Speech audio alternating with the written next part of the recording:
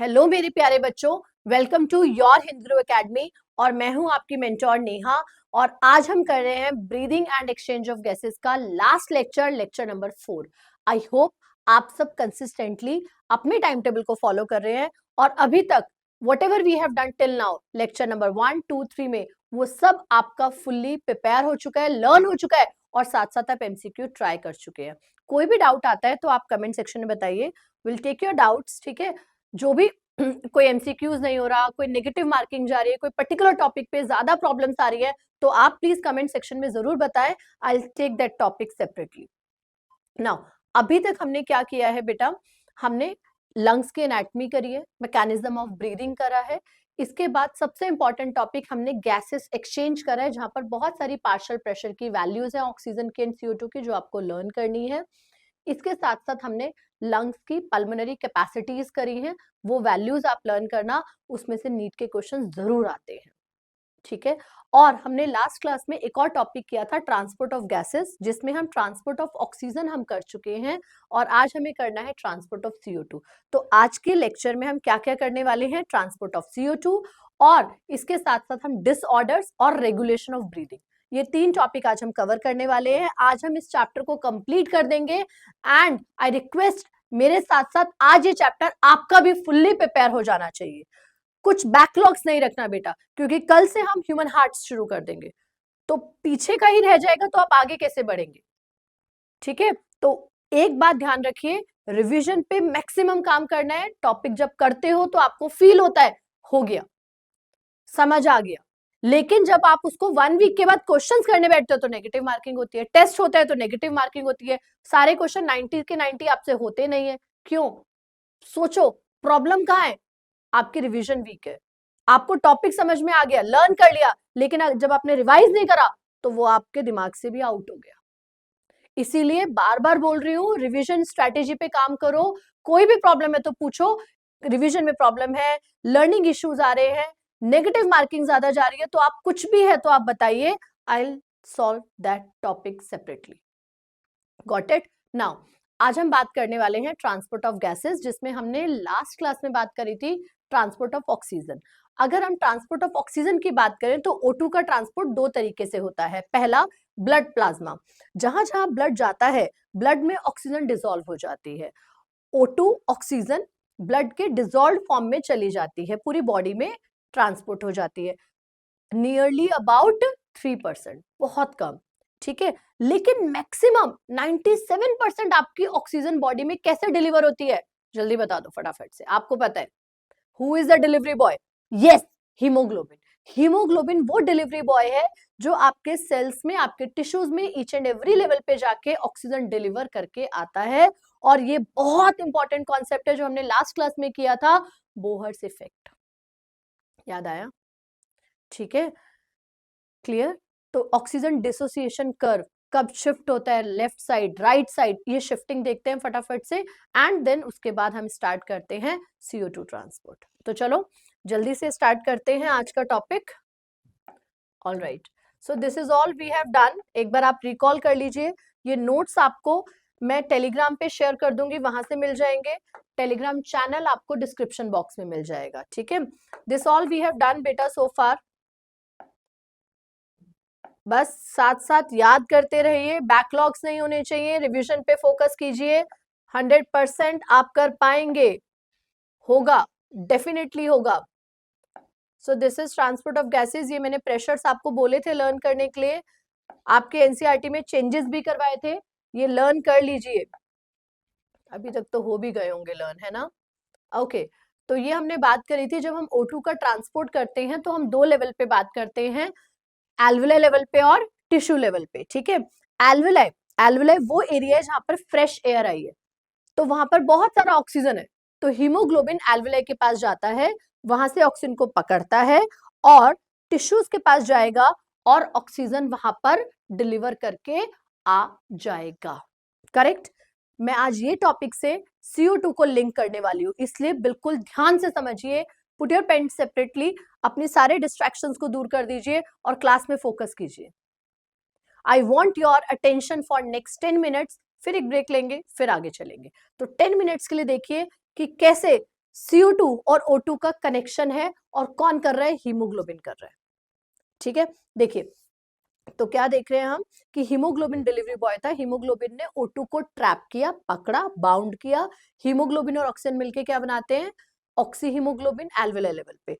तो एल्वेोलार लेवल पर ऑक्सीजन और हीमोग्लोबिन दोनों बॉन्ड बनाते हैं और टिश्यू लेवल पे जाके हीमोग्लोबिन ऑक्सीजन को डिलीवर करेगा तो बॉन्ड ब्रेक होगा। तो ये वो फैक्टर्स हैं कि ऑक्सीजन और हीमोग्लोबिन का बॉन्ड फॉर्मेशन होता है और टिश्यू लेवल पे ऑक्सीजन और हीमोग्लोबिन का बॉन्ड डिसोसिएट होता है। तो जल्दी से देख लीजिए फटाफट से क्या क्या फैक्टर्स हैं जो हीमोग्लोबिन और O2 के बॉन्ड को फॉर्म करने में हेल्प करते हैं। O2 का अमाउंट ज्यादा होना चाहिए CO2 से 0.1, देन ओनली हीमोग्लोबिन O2 से बाइंड करेगा। नेक्स्ट पॉइंट, बॉन्ड बनाना है तो टेम्परेचर को कम रखिए।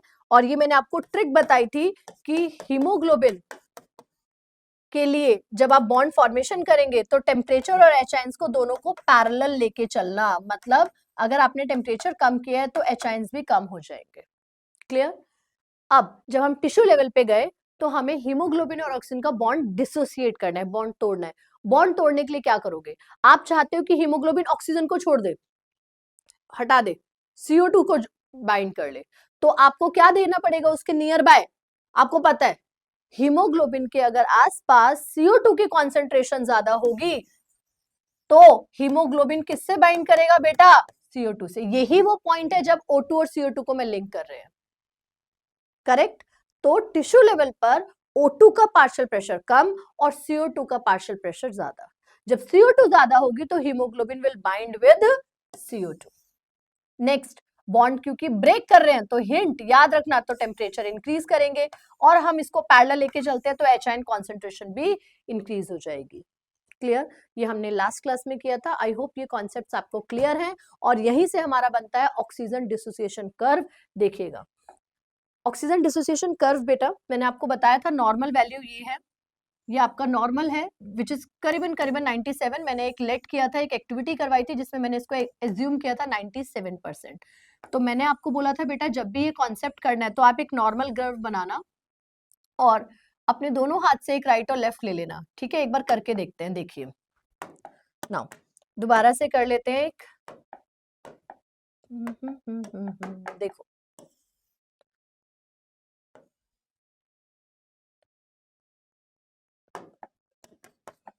तो here you take the partial pressure of oxygen and यहाँ पर आप लेते हैं percentage saturation of haemoglobin and oxygen. ठीक है, ग्राफ क्या होता है, नेचुरली सिग्मोइड शेप। ठीक है, और ये हम एजम्पशन लगा रहे हैं कि ये मैक्सिमम सैचुरेशन आ जाता है 97 पर, बट अभी मैं एक एक्टिविटी कर रही हूँ तो लेट इट बी 95% पे ये ग्राफ आपका सैचुरेट हो गया। ये वो पॉइंट था जब हीमोग्लोबिन और ऑक्सीजन का मैक्सिमम बॉन्ड बनके क्या बन चुका है, HbO2। This is maximum. ठीक है, अब आपसे क्वेश्चन क्या पूछा जाएगा नीट में कि क्या वो कंडीशंस है या ऐसा क्या होता है या ऐसा क्यों होता है या ऐसा कब होता है जब ग्राफ आपका लेफ्ट चला जाता है या राइट चला जाता है। तो नॉर्मल ग्राफ आपको सबको दिख रहा है बच्चों, क्लियर है? Yes yes okay. तो अब हम ग्राफ को शिफ्टिंग सीखेंगे। कुछ नहीं करना, आपको अपने दोनों हाथ को ऐसे लेना है जैसे मैम कर रही है। ये हाथ नीचे है लाइन से और नॉर्मल रेंज से नीचे है और ये नॉर्मल से ऊपर है। This is my right hand, this is my right hand. तो आपको क्या देखना है, देखिए अगर मैं राइट लेके जाती हूं दैट मीन्स नॉर्मल से नीचे है, तो ये वैल्यू क्या होगी बेटा, अगर वो 95 है तो ये वैल्यू क्या होगी बताओ, लेट इट बी 50%। तो ये मेरा राइट हैंड था, ये राइट हैंड शिफ्ट हुआ है curve.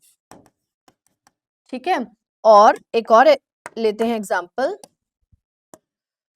Okay, this is my right hand, normal से नीचे, नॉर्मल मतलब येलो लाइन, येलो लाइन मेरा नॉर्मल है, नॉर्मल से ऊपर लेफ्ट हैंड, देखिए ये हो गया नॉर्मल। तो ये हम ले लेते हैं लेट से 97। तो क्योंकि ये मेरा लेफ्ट हैंड है तो ये हुआ left hand side shift of curve. बहुत इजी था।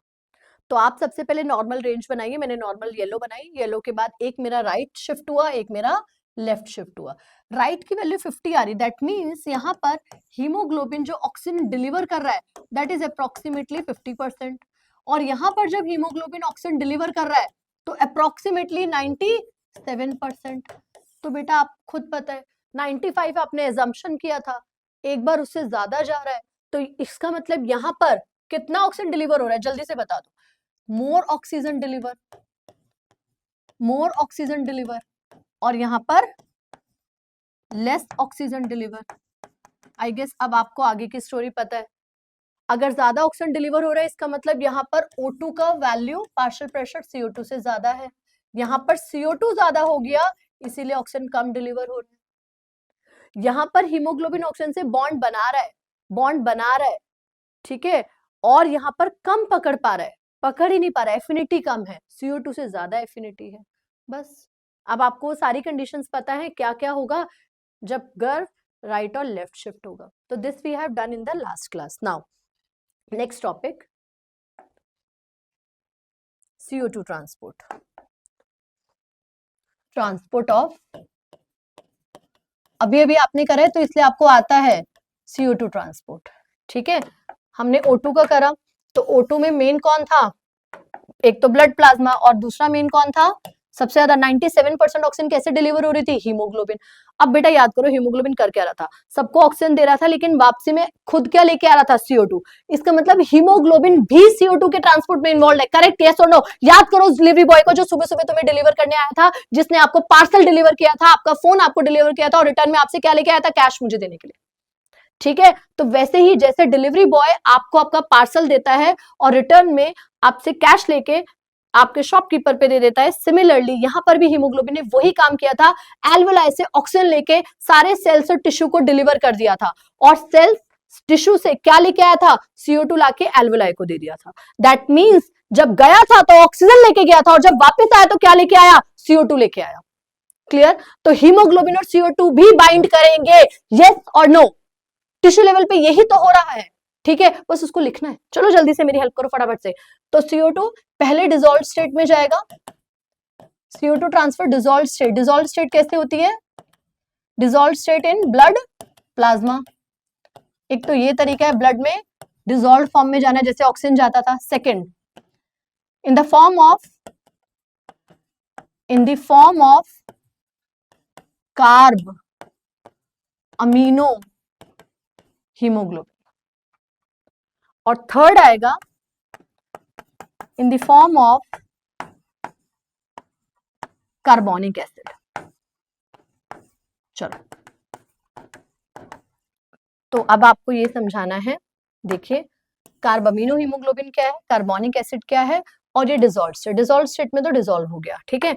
चलो देखो, हीमोग्लोबिन एक प्रोटीन है, बहुत ध्यान से समझना, हीमोग्लोबिन एक प्रोटीन है, प्रोटीन है तो वो अमाइनो एसिड की चेन से मिलकर बना है।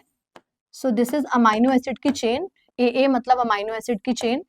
और आपने बायोमोलिक्यूल में पढ़ा है तो यहाँ पर एक अमीनो ग्रुप होता है, एक कार्बोक्सिल ग्रुप होता है, पढ़ा है ना बच्चों। एक अमाइनो एसिड पे यहाँ पर एक अमीनो ग्रुप होता है NH2, और एक कार्बोक्सिल ग्रुप होता है COH, कार्बोक्सिल ग्रुप होता है, ठीक है। नाउ कार्ब, ध्यान से देखिए वर्ड क्या है, कार्ब, कार्ब मतलब carbon dioxide, amino, amino terminal से, अमीनो ग्रुप से, किसके, हीमोग्लोबिन के। तो ये रहा आपका हीमोग्लोबिन, इसको हम थोड़ा सा छोटा कर देते हैं यहाँ पर, ठीक है। ये रहा आपका अमीनो ग्रुप,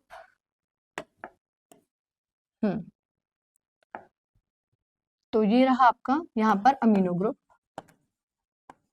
तो अमीनो ग्रुप से कार्बन डाइऑक्साइड को अटैच कर दीजिए, तो ये हो गया CO2 का attachment with the amino group of, CO2 attachment with the amino group of haemoglobin की चेन।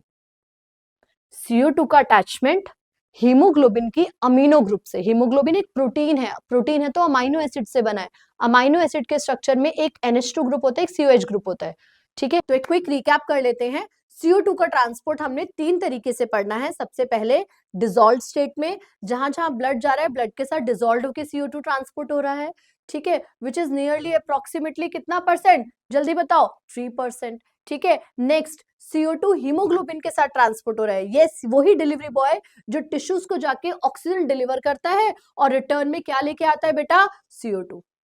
हीमोग्लोबिन CO2 टिश्यू से लेकर आता है और एल्वुलाई के पास आके CO2 को रिलीज कर देता है और अगेन O2 को पकड़ के जाएगा, टिश्यूज को देगा और फिर से ये प्रोसेस रिपीट होता रहेगा। तो इसी कॉन्सेप्ट को हम क्या बोलते हैं, carb amino haemoglobin. Carbon dioxide amino group से जुड़ गया है हीमोग्लोबिन के। कार्ब कार्बन डाइऑक्साइड, अमीनो क्योंकि प्रोटीन है तो अमीनो ग्रुप होगा, हीमोग्लोबिन चेन होगी प्रोटीन की। ठीक है, अराउंड 25% काम ऐसे ही होता है और सबसे ज्यादा ट्रांसपोर्ट होता है इन the form of carbonic acid. Carbonic acid मतलब वाटर और CO2 को मिक्स करके बनता है कार्बोनिक एसिड और ये होता है 70%। मतलब आपकी बॉडी में maximum CO2 transport 70% CO2 transport कैसे होता है, इन the form of carbonic acid. तो इस टॉपिक पे से हमारा सबसे पहला क्वेश्चन आता है, मैक्सिमम CO2 ट्रांसपोर्ट किस फॉर्म में होता है, तो आंसर इज कार्बोनिक एसिड। ठीक है, कार्बोनिक एसिड में यहाँ पर हैमबर्गर फिनोमिना और क्लोराइड शिफ्ट का कॉन्सेप्ट आता है। मेन डायग्राम से बाद में करेंगे, पहले आप मेरे साथ समझेंगे। अगेन आपको तरीका पता है, मैं डायग्राम बनाऊंगी साथ साथ आपको समझाऊंगी, आपको समझ आएगा, आपको बस याद करना है, साथ साथ बोल बोल के पढ़ना है, याद होगा। ठीक है, चलो स्टार्ट करते हैं। तो अब हम कर रहे हैं CO2 transport in the form of carbonic acid. All right. Transport of CO2 as bicarbonate as carbonic acid in the form of bicarbonate ions। ठीक है, देखिए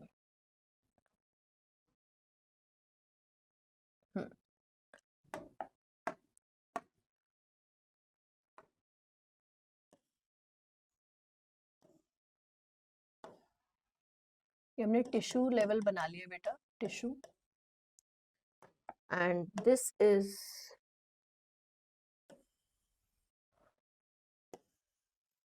ये ब्लड है,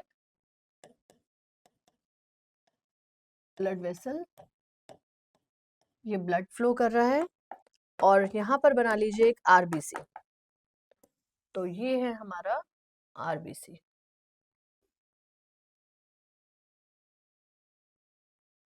ऑलराइट,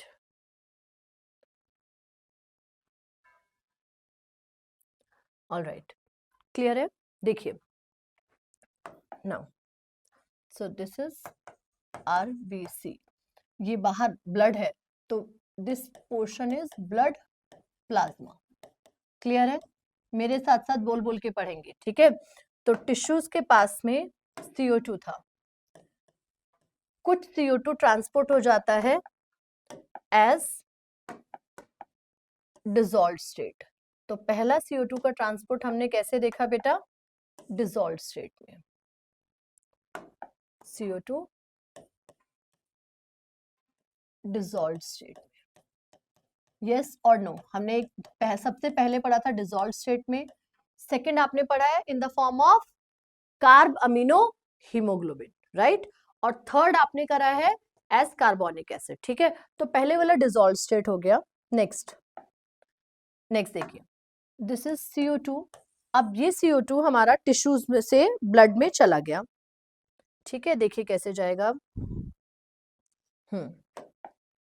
जब ये ब्लड में गया तो हमें दो मेथड पढ़ने हैं, येलो कलर से मैं बना रही हूँ हाईलाइटेड, देखिएगा बेटा।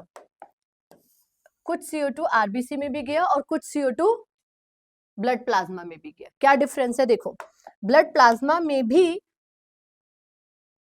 CO2 जब जाएगा, this CO2 will combine with water. Okay, same colour से बनाते हैं क्योंकि ये दोनों एक ही A एंड B पार्ट है। CO2 कंबाइन विद वाटर और क्या बनेगा बेटा, कार्बोनिक एसिड H2CO3। सिमिलरली जो CO2 RBC में आया, ये भी वाटर के साथ कंबाइन करके क्या बनाएगा, H2CO3। बस डिफरेंस क्या है, बाहर प्लाज्मा में ये काम स्लो होगा और RBC में ये काम बहुत फास्ट होगा क्योंकि यहाँ पर एक फास्टेस्ट एंजाइम है आपको एंजाइम का नाम पता है? बताओ जल्दी से। Carbonic anhydrase. Carbonic anhydrase RBC में मिलेगा आपको, और ये बहुत फास्टेस्ट एंजाइम है। ये क्वेश्चन आता है फास्टेस्ट एंजाइम में कार्बोनिक एनहाइड्रेज का नाम, तो आप इसे लर्न करिएगा, याद रखिएगा। फिर से देख लीजिए, आपने फर्स्ट वे करा CO2 transport in the dissolved state, second आपने पढ़ा CO2 transport in the form of carbonic acid 2A। पहला पार्ट जब CO2 वाटर के साथ कंबाइन कर रहा है इन द प्लाज्मा, 2B जब CO2 कंबाइन कर रहा है वाटर के साथ लेकिन with in the RBC. Clear? बहुत सिंपल है, अभी आपके सामने है। सबसे पहले CO2 को हमने क्या करा, वाटर के साथ कंबाइन करा, जो बाहर प्लाज्मा में CO2 था वो भी वाटर के साथ कंबाइन हो गया, और आरबीसी में जो CO2 था वो भी वाटर के साथ कंबाइन हो गया। फर्क सिर्फ इतना सा है, प्लाज्मा में ये काम बहुत स्लो हो रहा है और यहाँ कुछ मिनट्स में काम हो जाएगा, क्योंकि यहाँ पर बैठा है एंजाइम जो आपकी रिएक्शन को स्पीड अप करता है, और एंजाइम का नाम क्या है? Carbonic anhydrase. क्लियर बच्चों? बोल बोल के पढ़ो। कार्बोनिक एनहाइड्रेज की वजह से ये काम फास्ट हुआ। कार्बोनिक एसिड कहां पर ज्यादा जल्दी बन रहा है? आरबीसी में या बाहर? जल्दी बताओ, फटाफट से बोलो। यस, कार्बोनिक एसिड सबसे ज्यादा कहां बन रहा है? आरबीसी के अंदर। अब ये कार्बोनिक एसिड स्प्लिट हो जाएगा, एसिड है तो एच आयंस रिलीज करेगा, यस एच आयंस रिलीज करेगा, और bicarbonate ions HCO3 negative. Similarly ये भी ब्रेक हो जाएगा बेटा, बाइकार्बोनेट आयंस और एच आयंस। अब क्योंकि अंदर एंजाइम है, कार्बोनिक एसिड बहुत तेजी से बन रहा है, इसीलिए बाइकार्बोनेट आयन का फॉर्मेशन भी बहुत ज्यादा हो रहा है इन दी आरबीसी। फिर से सुनिए, ध्यान से सुनिए, कॉन्सेप्ट है, ध्यान से सुनिए, कॉन्सेप्ट है। चलें आगे, देखिए अंदर एंजाइम था, आरबीसी में एंजाइम काम कर रहा था, तो कार्बोनिक एसिड बहुत तेजी से बन रहा था। जितना ज्यादा कार्बोनिक एसिड होगा उतना ज्यादा बाइकार्बोनेट आएंगे, तो बाइकार्बोनेट आयन की कॉन्सेंट्रेशन कहां ज्यादा है बच्चों? विद इन दी आरबीसी, और बाहर बाइकार्बोनेट आयन की कॉन्सेंट्रेशन कम है। सो बाइकार्बोनेट आयन मूव कर जाएंगे बेटा high level to low level, सारा बाइकार्बोनेट चला जाएगा हाई टू लो, बाहर आ जाएगा, आरबीसी से बाहर आ जाएगा, तो इसीलिए बाइकार्बोनेट आयंस बाहर आ गए आरबीसी से प्लाज्मा में। Any doubt? अब इसके बाद क्या होगा? प्लाज्मा में बहुत सारा बाइकार्बोनेट आयंस हो गया, जिसकी वजह से यहाँ पर इलेक्ट्रिकल न्यूट्रलिटी डिस्टर्ब हो गई, न्यूट्रल नहीं रहा, नेगेटिव आयंस बहुत ज्यादा हो गए। इसको बैलेंस करने के लिए, प्लाज्मा की कॉन्सेंट्रेशन को, आयंस को बैलेंस करने के लिए क्या हुआ देखिए, Cl नेगेटिव क्लोराइड आयंस अंदर आ गए, Cl नेगेटिव अंदर आ गया। Just a second,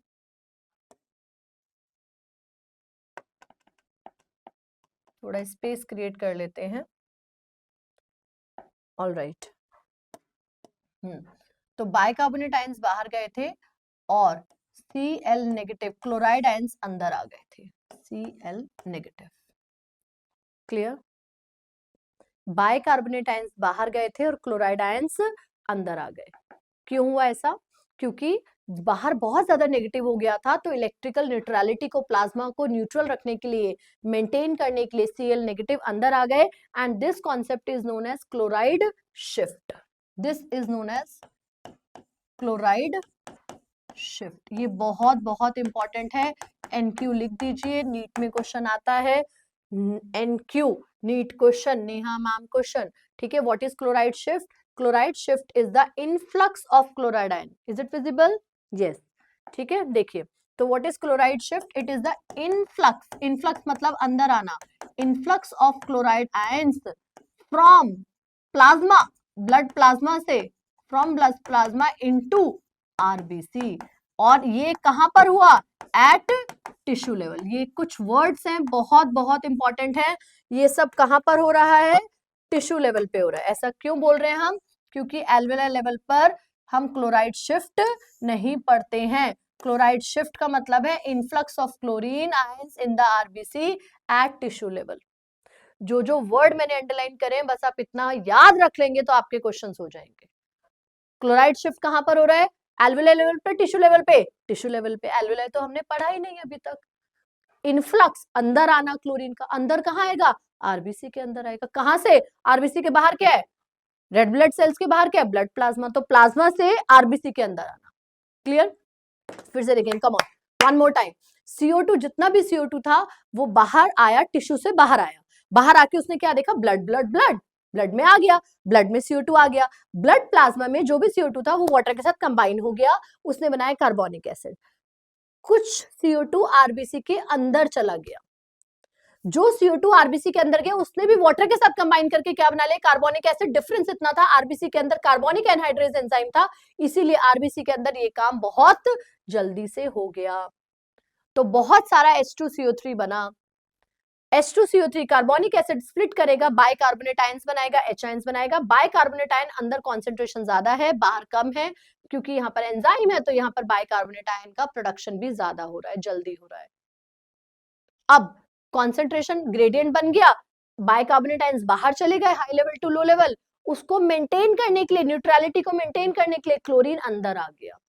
so this is chloride shift. Chloride shift क्या है, इट इज द इनफ्लक्स, अंदर आना, influx of chloride ion into RBC from plasma at tissue level. Reverse of chloride shift मत पढ़ो, वो जस्ट ऑपोजिट है। क्या बोलोगे, क्लोरीन बाहर जाएगा, एल्वियोलाई टिश्यू की जगह क्या आ जाएगा, एल्वियोलाई लेवल। बाद में देखना, अभी इतना लर्न करो। Clear, clear. 10 सेकेंड्स का ब्रेक लेते हैं, जल्दी से रिवाइज करो। 10 सेकेंड, चलो 15 सेकेंड, जल्दी से इसको दिमाग में बिठाओ, शॉर्ट टर्म मेमोरी को लॉन्ग टर्म मेमोरी में कन्वर्ट करो, बोल बोल के रीड करो, बोल बोल के रिकॉल करो। डन,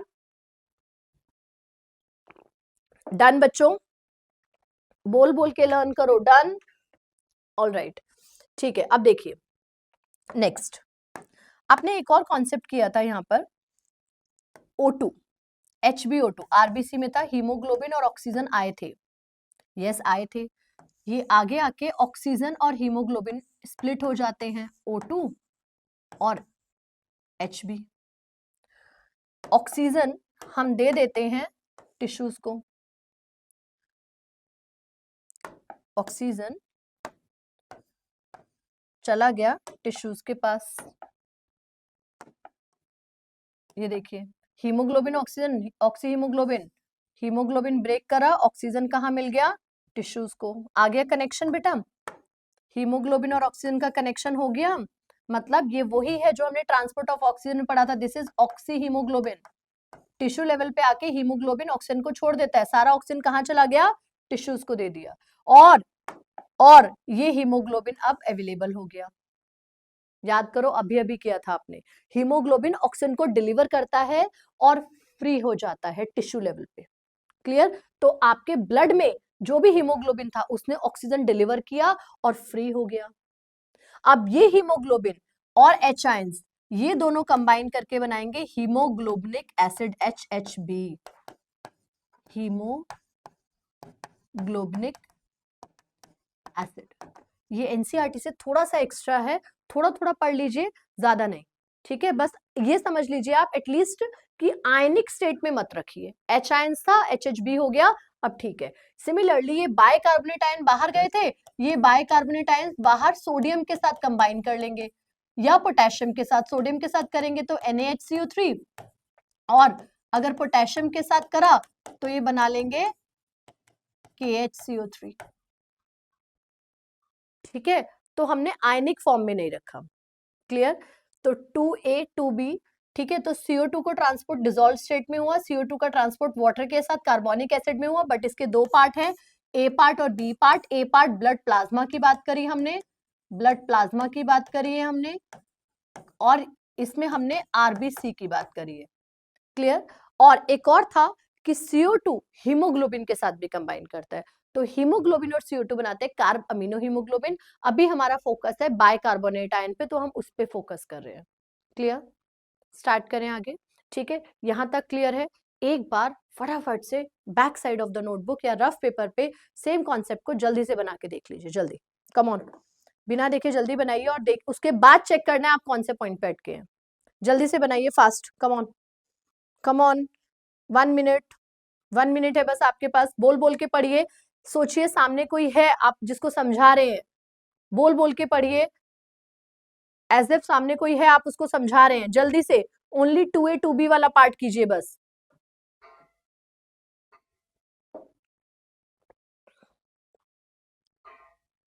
नाउ ये था एट टिश्यू लेवल, ठीक है, कोई डाउट बेटा?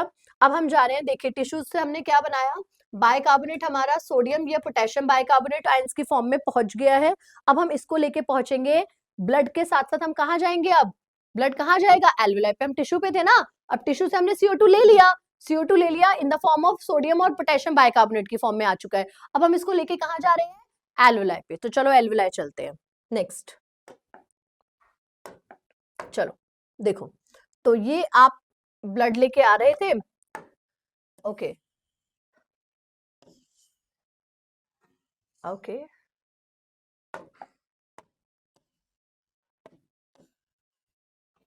ठीक है, ये ब्लड प्लाज्मा, और यहां हम बना लेते हैं अपना Oval shape RBC, so this is RBC. अब याद कीजिए क्या क्या कंडीशन थी, क्लोराइड आयंस आपके अंदर आ गए थे, रिवर्स ऑफ क्लोराइड शिफ्ट करना है अब, तो पहले ओरिजिनल कंडीशन पे आ जाइए। ओरिजिनल कंडीशन क्या थी, क्लोराइड आयंस अंदर आ गए थे, इनफ्लक्स हो गया था, इनफ्लक्स, ये क्या था, क्लोराइड शिफ्ट, क्लोराइड शिफ्ट, ये हमने पढ़ा था at tissue level. Tissue level की बात करें, टिश्यू लेवल की पिक्चर बना रहे हैं हम बेटा, तो टिश्यू लेवल की पिक्चर देख लीजिए, टिश्यूज के पास जब आप थे तो क्या था, ओके यहाँ पर आपका क्या था, आपका जितना भी HHB था यहाँ पर, और यहाँ पर आपका NaHCO3 था एंड KHCO3 था, करेक्ट, ठीक है। अब देखिए क्या होगा, हम गए एल्वुलाई के पास में, एल्वुलाई, एल्वुलाई इनहेल करा है तो O2 का कॉन्सेंट्रेशन या प्रेशर ज्यादा है एज कंपेयर टू CO2। तो अब क्या होगा देखिए, सबसे पहले NaH और KHCO3 को स्प्लिट कर दीजिए, ठीक है। मैं अभी फॉर अ रेफरेंस एक ले लेती हूँ बेटा, NaHCO3, देखिए, तो NaHCO3, और यहाँ पर याद कीजिए क्या था आपका, NaHCO3 को स्प्लिट करिए पहले, ये बनेगा Na plus and HCO3 negative, clear, clear, okay, ठीक है। अब यहाँ पर फिर से नेगेटिव आयंस आ गए ज्यादा, ठीक है।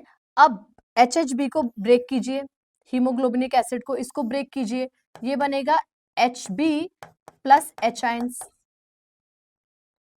नेक्स्ट, ये हम अब हटा देते हैं यहाँ से क्लोराइड शिफ्ट, अभी आपको ये पता है इनफ्लक्स हो गया था क्लोराइड शिफ्ट का, तो ये हो गया आपका Cl नेगेटिव, अभी अंदर था। अब ये H आयंस और ये बाइकार्बोनेट आयंस दोनों कंबाइन करके बनाएंगे H2CO3, यहां तक समझिए पहले। हम एल्वुलाई लेवल पे आ गए हैं तो इसलिए हम टिश्यूज हटा देते हैं, हम एल्वुलाई लेवल पे हैं, एल्वुलाई के लेवल पे आ गए हैं। एल्वुलाई लेवल पे जब आए, हमने क्या देखा, हमारे पास जो भी हीमोग्लोबिन था HHB वो ब्रेक कर गया, H आयन सेपरेट हो गए, हीमोग्लोबिन फ्री हो गया। ये हीमोग्लोबिन क्या करेगा, इसका काम क्या है, it will again bind with oxygen and form oxy haemoglobin, और ये जाएगा फिर से टिश्यूज को डिलीवर करेगा। तो हीमोग्लोबिन का कॉन्सेप्ट क्लियर। नेक्स्ट आते हैं H आयंस बच गए, आपके पास बाइकार्बोनेट था, पोटेशियम बाइकार्बोनेट या सोडियम बाइकार्बोनेट, तो वो स्प्लिट हुआ, यहाँ पर बाइकार्बोनेट आयंस आए। बाइकार्बोनेट आयंस को आपने H आयंस के साथ कंबाइन करके क्या बना दिया, आयनिक फॉर्म तो रखना नहीं, तो दोनों को कंबाइन करके आपने क्या बनाया, H2CO3, क्लियर। तो सारा बाइकार्बोनेट आयन H आयंस के साथ कंबाइन करके फिर से क्या बन गया, कार्बोनिक एसिड। अब ये कार्बोनिक एसिड स्प्लिट होगा वाटर में एंड CO2 में।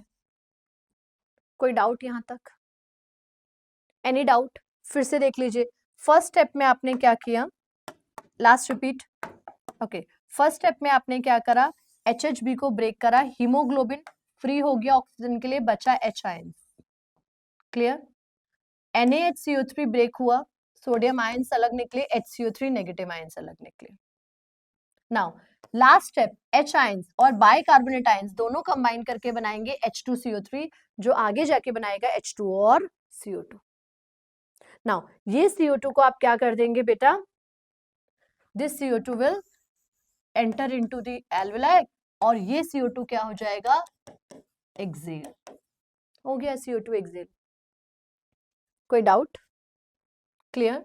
तो आपने एक्चुअली में क्या करा है, आपने टिश्यू लेवल पे H2 और CO2 को कंबाइन करके कार्बोनिक एसिड बनाया था और यहां आके आप वही कार्बोनिक एसिड को ब्रेक कर रहे हैं।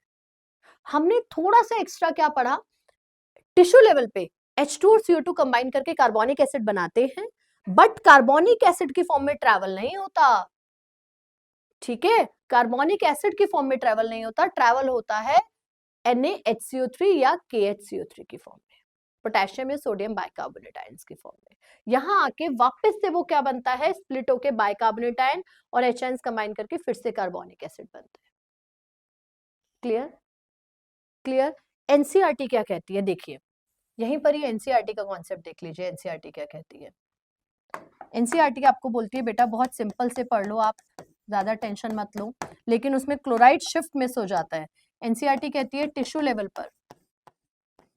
पर CO2 और वाटर कंबाइन करके बनाते हैं H2CO3 कार्बोनिक एसिड। ठीक है, ये ट्रैवल करके आता है, ऑलराइट, ये ट्रैवल करके आता है एल्वेलर लेवल तक। चलो एल्वेलर लेवल, टिश्यू लेवल से हम आ गए एल्वेलर लेवल पे। एल्वेलर लेवल पे आके H2CO3 स्प्लिट हो जाएगा वाटर एंड CO2 में और ये CO2 को आप क्या कर दीजिए, एक्सेल। वाटर तो आपकी बॉडी में मेटाबॉलिक वाटर यूज हो जाएगा। एनसीईआरटी बस इतना कहती है, आप ये लाइन याद कर लीजिए। तो आप ये लाइन याद रखिए, लेकिन यहां पर आपको क्लोराइड शिफ्ट नहीं दिख रहा है। क्लोराइड शिफ्ट दिखाने के लिए हमने आपको ये डिटेल्ड कॉन्सेप्ट बताया था, जिसमें से मैं बोल रही हूं बच्चों आप थोड़ा सा याद रखिए कि CO2 और वाटर कंबाइन करके कार्बोनिक एसिड बनाते हैं, कार्बोनिक एसिड स्प्लिट करता है H आयंस में और बाइकार्बोनेट आयंस में, बाइकार्बोनेट आयंस बाहर चले गए, उसको बैलेंस करने के लिए क्लोरीन अंदर आ गया, दिस इज क्लोराइड शिफ्ट। ये कहां होता है, टिश्यू लेवल पे होता है, क्लोरीन अंदर आता है क्योंकि बाइकार्बोनेट बाहर गया था। Correct? Now reverse of chloride shift क्या है, आपका सारा बाइकार्बोनेट आयन बाहर गया था इसलिए क्लोरीन अंदर आया था, बाइकार्बोनेट यूज हो गया, तो अब टाइम आ गया है कि क्लोरीन कहां जाए बेटा, वापस से अपनी ओरिजिनल जगह पर। तो अब क्लोरीन बाहर जाएगा ब्लड प्लाज्मा में। इस बार हम क्या पढ़ रहे हैं, reverse of chloride shift. This is reverse of chloride shift. इसमें क्या हो रहा है, रिवर्स ऑफ क्लोराइड शिफ्ट में Cl negative move out of RBC at alveolar level, tissue level. जल्दी बोलो रिवर्स कहां होगा बेटा, एट एल्वेलर लेवल। लेकिन आप दोनों से कंफ्यूज हो जाएंगे, इसलिए मेरी सजेशन है कि आप क्लोराइड शिफ्ट पढ़िए, रिवर्स आपको अपने आप याद आ जाएगा। Is that clear? Is that clear? तो ये आपको लग रहा होगा कि मैम ने इतना एक्स्ट्रा क्यों करवाया, एनसीईआरटी में तो बस इतना सा है और इसके साथ साथ बस हमें एक एंजाइम पढ़ना है, एंजाइम का नाम है कार्बोनिक एनहाइड्रेस। तो मैम ने इतना एक्स्ट्रा क्यों करवा दिया, क्योंकि बेटा नीट में क्वेश्चन आता है क्या, व्हाट इज क्लोराइड शिफ्ट, इसलिए हमने एक्स्ट्रा करवाया। हैमबर्गर फिनोमेना, क्लोराइड शिफ्ट क्या होता है, आई होप आपको समझ में आ गया होगा। एक क्विक रिवीजन करते हैं, ठीक है। जो भी CO2 था वो आपकी बॉडी में ट्रांसपोर्ट हो रहा था, कैसे कैसे, पहला ब्लड प्लाज्मा बहुत कम, ठीक है 7% अराउंड, और उसके बाद बॉडी में ट्रांसपोर्ट होता है 3 to 7% आप बोल सकते हैं। अब एग्जैक्ट वैल्यूज आपको एनसीईआरटी वाली डेटा ही लर्न करना है, फॉलो एनसीईआरटी, ठीक है। नेक्स्ट, अब CO2 ट्रांसपोर्ट हो रहा है इन the form of carb amino haemoglobin. Haemoglobin जो O2 डिलीवर कर रहा था, O2 के बाद खाली बैठा हुआ था, तो उसको हमने क्या बोला, CO2 को लेते जाओ। CO2 प्लस हीमोग्लोबिन क्या बनाता है, कार्ब अमीनो हीमोग्लोबिन, करीबन 27% ऐसे हो जाता है, तो करीबन 30% CO2 हो जाता है। बचा मैक्सिमम 70% CO2 ट्रांसपोर्ट होता है इन the form of carbonic acid. Tissues में जितना भी CO2 है वो वाटर के साथ कंबाइन करके क्या बनाता है, कार्बोनिक एसिड। ये काम बहुत फास्ट होता है क्योंकि आपके पास एक एंजाइम है कार्बोनिक एनहाइड्रेस, फास्टेस्ट एंजाइम है। बन गया कार्बोनिक एसिड, जब एल्वेलाई पे आए तो ये स्प्लिट हो गया वाटर में और CO2 में, वाटर बॉडी में कंज्यूम हो जाएगा, CO2 एक्सेल हो जाएगा, हो गया ट्रांसपोर्ट। लेकिन यहाँ पर क्लोराइड शिफ्ट की बात नहीं हुई है। तो क्लोराइड शिफ्ट के लिए हमने थोड़ा सा डिटेल करा और उसमें आपने ये डायग्राम याद करना है कि whatever CO2 is there वो वाटर के साथ कंबाइन करके कार्बोनिक एसिड बनाएगी, एसिड है तो H आयंस रिलीज करेगा और बाइकार्बोनेट आयन। ये सारे बाइकार्बोनेट आयन बाहर भी है अंदर भी है, बिकॉज क्योंकि एंजाइम है तो ये बाइकार्बोनेट आयन की कॉन्सेंट्रेशन ज्यादा है, सारा बाइकार्बोनेट आयन बाहर जाएगा और उसको बैलेंस करने के लिए क्लोरीन नेगेटिव अंदर आ गया, अदरवाइज बाहर नेगेटिव नेगेटिव ज्यादा हो जाता। तो बाइकार्बोनेट बाहर गया, क्लोरीन अंदर आया, इसी को बोलते हैं chloride shift. Bicarbonate ion sodium में पोटेशियम से कंबाइन करके सोडियम बाइकार्बोनेट पोटेशियम बाइकार्बोनेट बना लेगा, H आयंस हीमोग्लोबिन से कंबाइन करके हीमोग्लोबिनिक एसिड बना लेंगे। क्लियर? नेक्स्ट हमने देखा जब ये टिश्यूज के पास गया तो HHB हीमोग्लोबिनिक एसिड स्प्लिट होकर हीमोग्लोबिन फ्री हो गया O2 से बाइंड करने के लिए, H आयंस बच गया। सोडियम बाइकार्बोनेट या पोटेशियम बाइकार्बोनेट से हमें बाइकार्बोनेट मिल गया वापस। बाइकार्बोनेट और H आयंस मिलके क्या बनाया, फिर से H2CO3, CO2 चला गया, H2O बॉडी में आ गया। ठीक है, क्योंकि बाहर बाइकार्बोनेट आयन था इसीलिए क्लोरीन अंदर आया था, बाइकार्बोनेट आयन गायब तो क्लोरीन बाहर चला गया, इसी को बोलते हैं क्लोराइड शिफ्ट का reverse at alveolar level. With this the transport of gases is over, will do the NCERT reading and then हम आगे करेंगे नेक्स्ट टॉपिक। चलो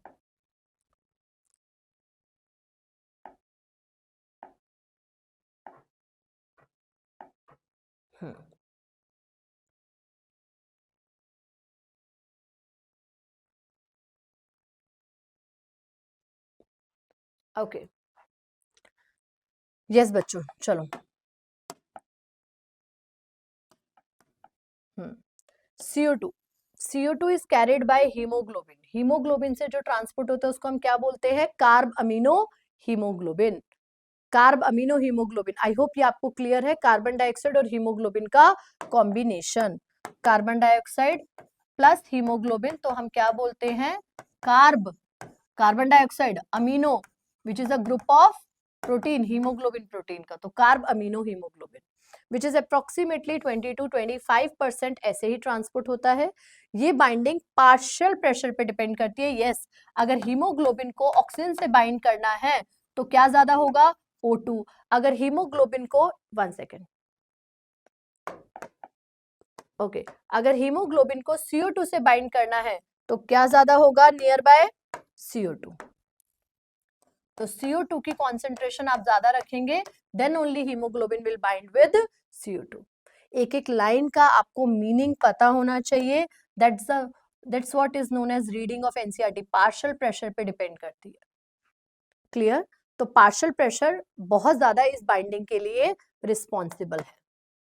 next, when CO2 is high, when CO2 is high, partial pressure अगर CO2 का ज्यादा है and O2 का कम है, देन ओनली ये बाइंडिंग हो पाएगी कार्बन मोनोऑक्साइड की, अदरवाइज ये नहीं हो पाएगा। इसीलिए टिश्यू लेवल पर CO2 कॉन्सेंट्रेशन ज्यादा होती है तभी आपका हीमोग्लोबिन CO2 से बाइंड करता है।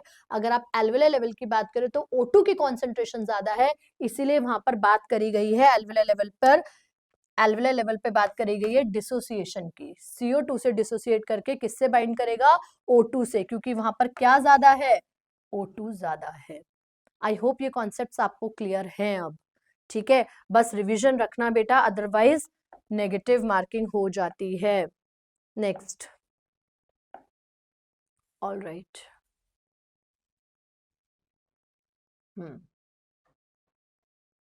Is it visible, yes,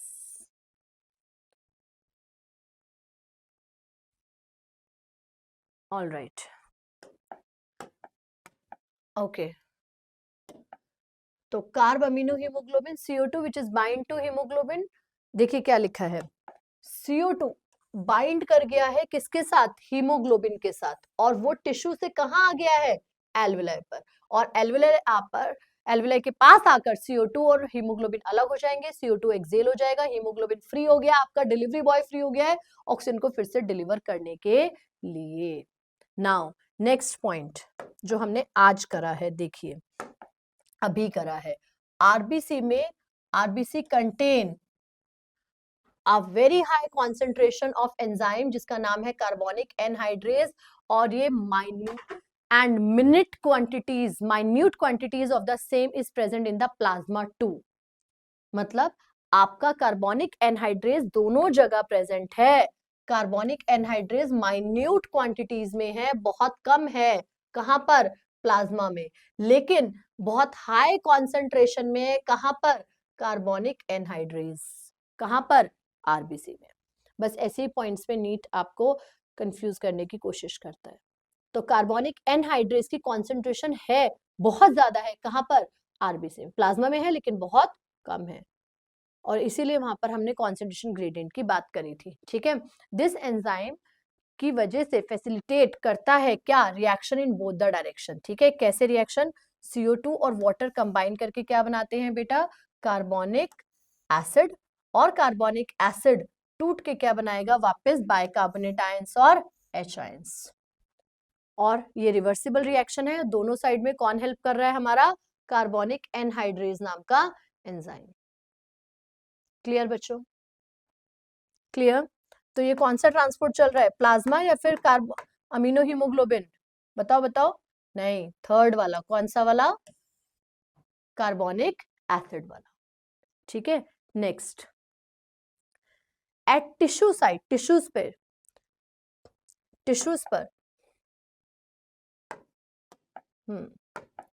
eight tissues partial pressure of CO2 is high. बिल्कुल हाई होगा, क्योंकि वहां पर हमारी मेटाबॉलिक एक्टिविटीज चल रही हैं, काम चल रहा है.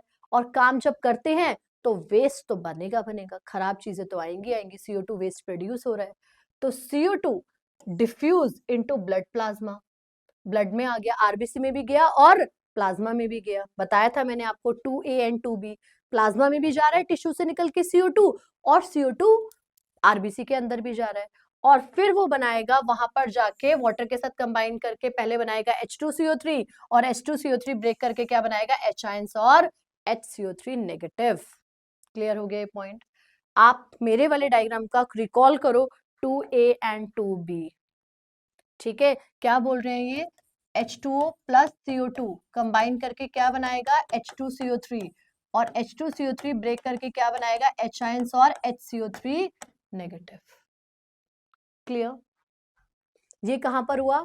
टिश्यू लेवल पर. ठीक है. कलर चेंज अब हम करेंगे एट एल्वियोलर लेवल. देखिए,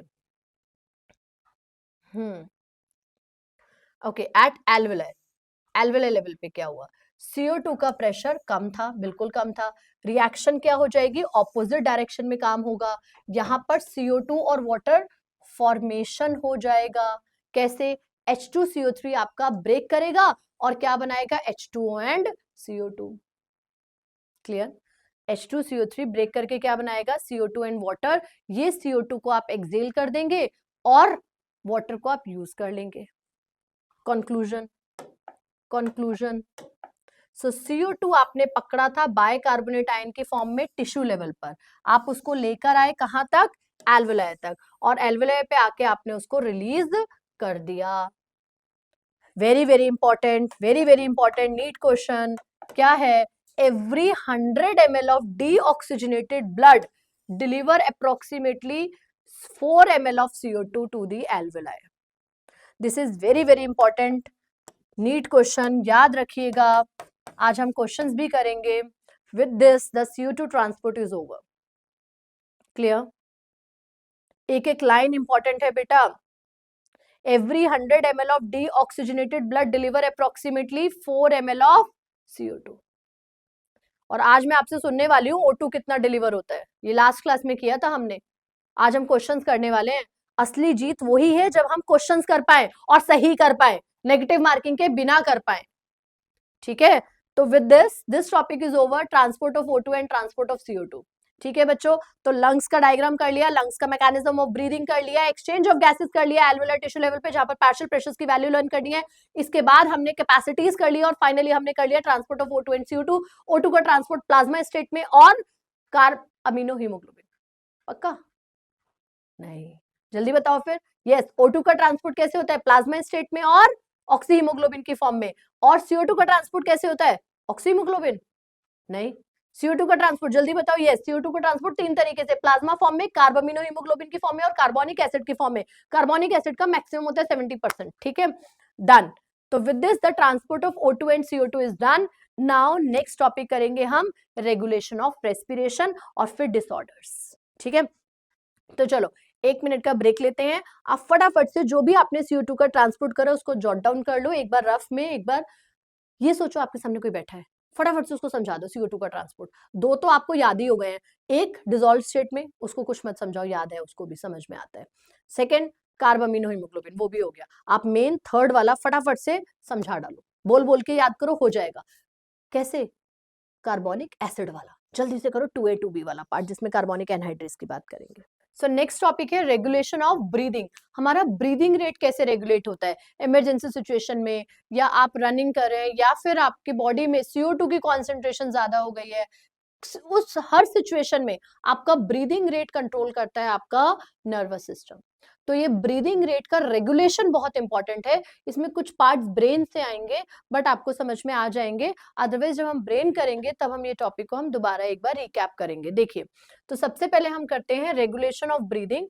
रेगुलेशन ऑफ ब्रीदिंग बेटा 4 तरीके से होता है। यस, एनसीईआरटी पैराग्राफ को हमने डिवाइड कर दिया है, हर एक लाइन को हमने फ्लो चार्ट की फॉर्म में बना के इजी कर दिया है टॉपिक को। देखिए, तो सबसे पहले आपने क्या करा कि ये जो ब्रीदिंग है, इसको ब्रीदिंग करने के लिए हमारे पास क्या है, 4 मेथड है। न्यूरल कंट्रोल और केमिकल कंट्रोल, दोनों को हमने 4 पार्ट्स में डिवाइड कर दिया है। कैसे? देखिए, सबसे पहले है आपका रेस्पिरेशन रिदमिक सेंटर। क्या है बच्चों? Respiration rhythmic centre. ये कहाँ प्रेजेंट है?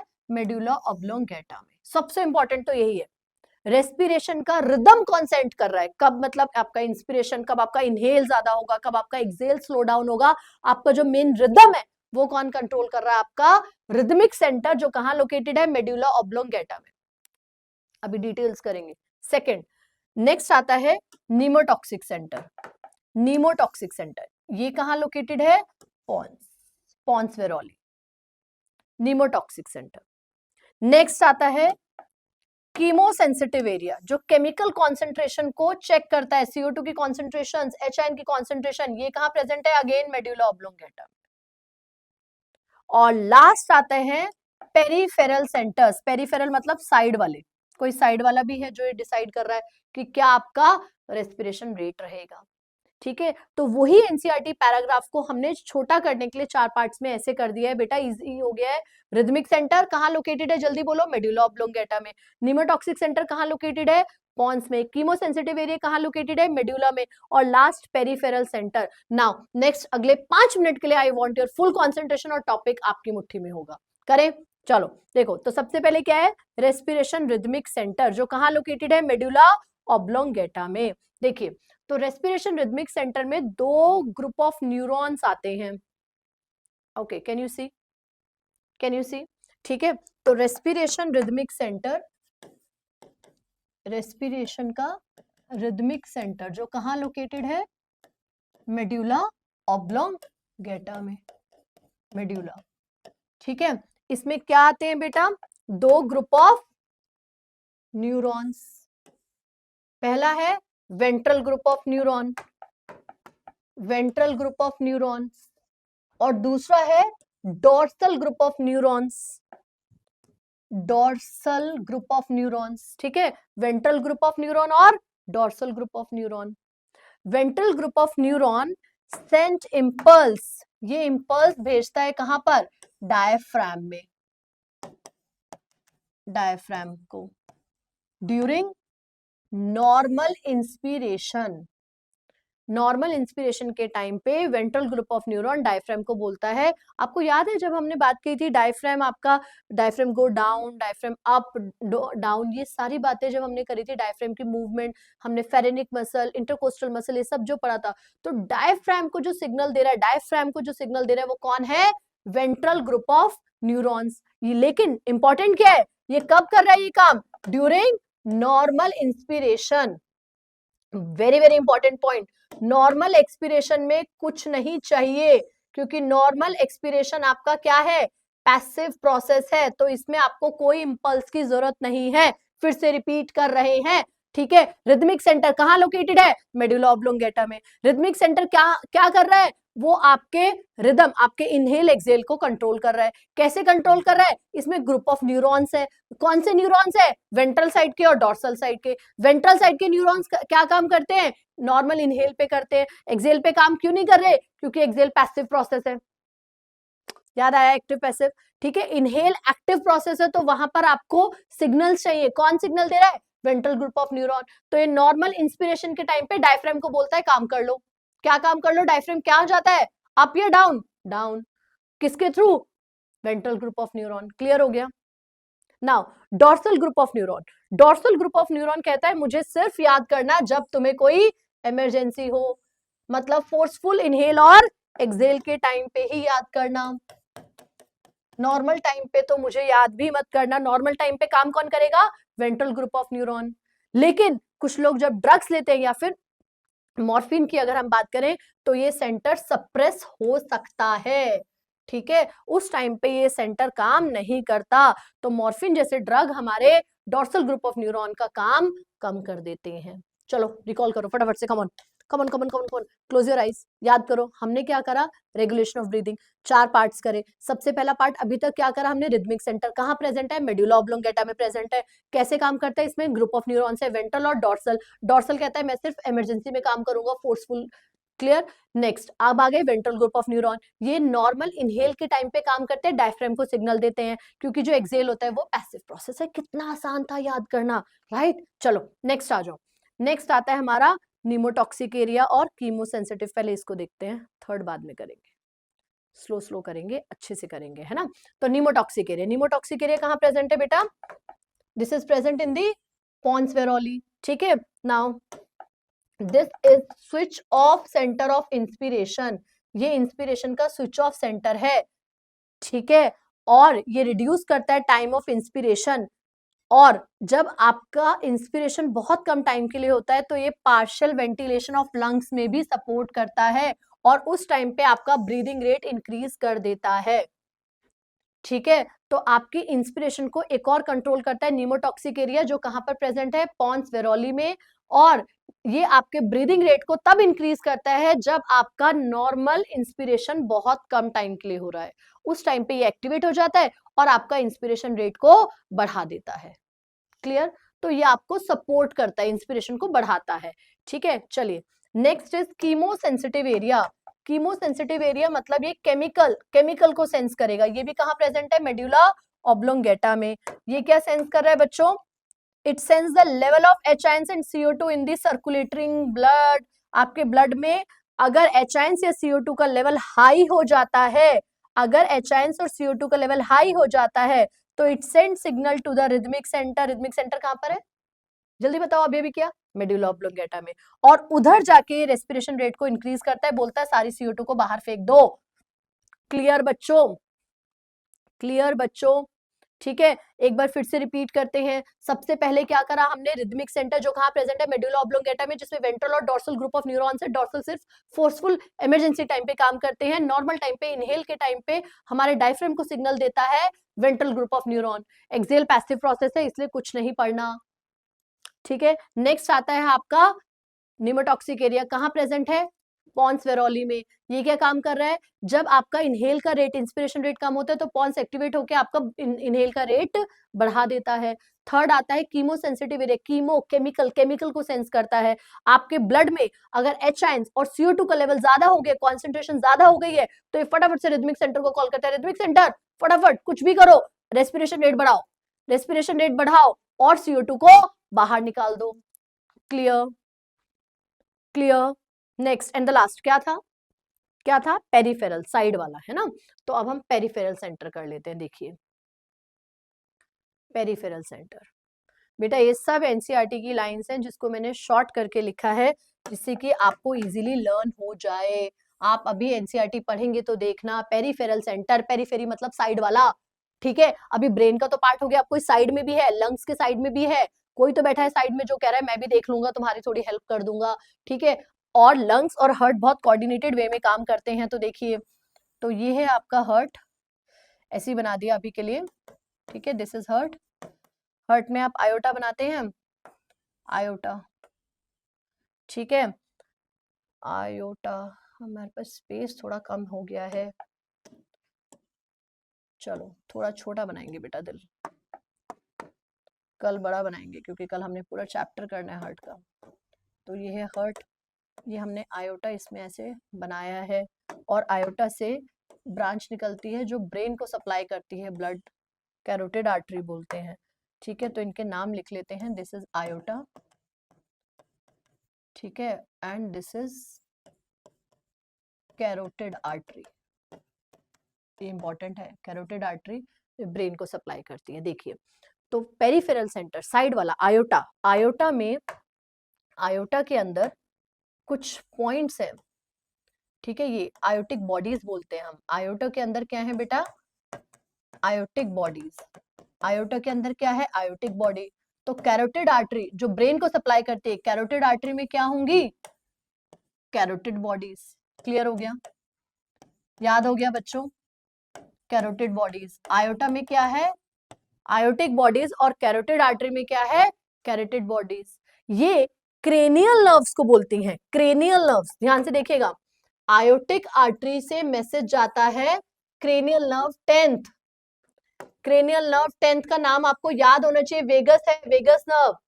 और कैरोटिड आर्टरी से मैसेज जाता है आपका क्रेनियल नर्व, ग्लैसोफेरेंजियल नर्व 9th पे। तो ये क्रेनियल नर्व्स के थ्रू, क्रेनियल नर्व्स के थ्रू आपके ब्रीदिंग को कंट्रोल करती हैं, लेकिन फंडा वही रहेगा, क्रेनियल नर्व ये वाली हो या ये वाली हो, दोनों का काम क्या है, रिदमिक सेंटर को ही काम बोलना, रिदमिक सेंटर को मैसेज देना। रिदमिक सेंटर पता है ना क्या है, rhythmic centre ventral group of neurons और डॉर्सल ग्रुप ऑफ न्यूरॉन्स के थ्रू काम करवा देता है, ठीक है। तो बच्चों क्या बोला मैंने कि अगर आप ग्लैसोफेरेंजियल नर्व को बोलेंगे तो भी वो रिदमिक सेंटर को बोलेगी, और वेगस नर्व होगी तो भी रिदमिक सेंटर को बोलेगी। अल्टीमेटम काम किसने करने वाला है, रिदमिक सेंटर, रिदमिक सेंटर यही काम करेगा। क्लियर, ठीक है, एक बार फिर से देख लेते हैं, तो क्विकली रिवाइज करते हैं। क्लोज योर आईज, याद करो, रिकॉल करने की कोशिश करो, इससे आपकी मेमोरी पावर बढ़ती है। क्लोज योर आईज, कोशिश करो याद करने की। सबसे पहला आपने क्या करा, ब्रीदिंग, रेस्पिरेशन रेट को कंट्रोल करने के लिए, ब्रीदिंग रेट को कंट्रोल करने के लिए we have 4 options. Option number 1, rhythmic centre कहां पर लोकेटेड है, मेडुला ऑब्लोंगेटा में। इसमें वेंट्रल और डॉर्सल ग्रुप ऑफ न्यूरॉन्स आते हैं। डॉर्सल कहते हैं इमरजेंसी में काम करेंगे, फोर्सफुल इंस्पिरेशन एक्सेल और इनहेल में काम करेंगे, और वेंट्रल ग्रुप ऑफ न्यूरॉन्स आपके नॉर्मल इनहेल में काम करते हैं, डायफ्राम को सिग्नल देते हैं, ठीक है, क्योंकि नॉर्मल एक्सेल जो होता है वो क्या होता है, पैसिव प्रोसेस होता है। इसके बाद हमने पढ़ा निमोटॉक्सिक एरिया जो पॉन्स वेरोली में लोकेटेड है, और जब आपका इनहेल या इंस्पिरेशन स्लो होता है तो पॉन्स एक्टिवेट होकर आपका इंस्पिरेशन रेट इंक्रीज कर देता है। इसके बाद आता है कीमो सेंसिटिव एरिया जो मेडुला ऑब्लोंगेटा में लोकेटेड है, और वो आपके ब्लड में CO2 और HIN के कॉन्सेंट्रेशन को जज करता है। जैसे ही दिखता है CO2 ज्यादा हो गया है तो वो आपके रिदमिक सेंटर को बोल के आपको बोलता है फोर्सफुली एक्सेल करना शुरू करो और CO2 को बाहर फेंक दो। लास्ट हमने पढ़ा पेरिफेरल साइड वाला, अब लंग्स के साइड में बैठा था हार्ट, याद है ना हमने करा था, ये कार्डियक नॉच में हार्ट बैठा था। हार्ट वाले में कौन है, आयोटा। आयोटा से एक ब्रांच निकलती है जो कहाँ जाती है, आर्टरी, ब्रेन को, कैरोटिड आर्टरी। कैरोटिड आर्टरी में कैरोटिड बॉडीज और आयोटा में आयोटिक बॉडीज, ये दोनों भी सेंस करती हैं कि आपका ब्रीदिंग रेट कैसे, हमें इनहेल एक्सेल का रेट मैनेज करना है। उसके लिए हेल्प लेती है क्रेनियल नर्व्स की, क्रेनियल नर्व, वेगस और ग्लैसोफेरेंजियल नर्व। लेकिन अल्टीमेटली ये क्रेनियल नर्व्स भी आपके रिदमिक सेंटर को ही बोलती हैं, देखो संभाल लो रिदमिक सेंटर, ये तुम्हारा काम है ब्रीदिंग संभालना। तो बस क्रेनियल नर्व्स मैसेज लाके रिदमिक सेंटर को देती है, और रिदमिक सेंटर डिसाइड करता है क्या आगे करना है। With this regulation is done. Clear, now अब हम रीडिंग करेंगे एक बार रेगुलेशन ऑफ रेस्पिरेशन की, और उसके बाद हम करेंगे डिसऑर्डर्स की रीडिंग। तो डिसऑर्डर्स के कुछ इंपॉर्टेंट पॉइंट्स हैं बेटा जो सामने आपके लिखे हैं, जो आपको इतने ही लर्न करने हैं। 1, अस्थमा, अस्थमा में आपको लर्न करना है इन्फ्लेमेशन ऑफ ब्रोंकाई ब्रोंक्यूल्स, बस इतना ही लर्न कर लीजिए, नीट का क्वेश्चन यही आता है। वो कौन सा डिसऑर्डर है जिसमें इन्फ्लेमेशन हो जाता है ब्रोंकाई ब्रोंक्यूल्स का, answer is asthma. Next, emphysema, इसमें क्या होता है, इसमें एल्वुलाई की वॉल्स डैमेज हो जाती हैं। एल्वुलाई वो एरिया है जहां पर एक्सचेंज ऑफ गैसेस होता है, एल्वियोलाई नहीं होगा तो गैसेस एक्सचेंज कम होगा। लास्ट, ऑक्यूपेशनल डिसऑर्डर, जो जहां काम करने से आता है, stone grinding industries, stone cutting, ठीक है, इसमें क्या होता है, हमारे लंग्स में फाइब्रोसिस हो जाता है। आप ये वर्ड्स याद रख लीजिए, बस नीट के क्वेश्चन यहीं से ही आते हैं। This is very very important NEET का क्वेश्चन का कॉन्सेप्ट, ठीक है। With this it is done, will do the NCERT reading और बस खत्म।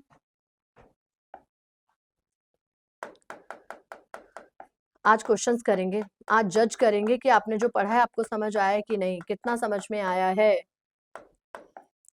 असली टेस्ट बेटा क्वेश्चंस ही है, तो क्वेश्चन जरूर कीजिए।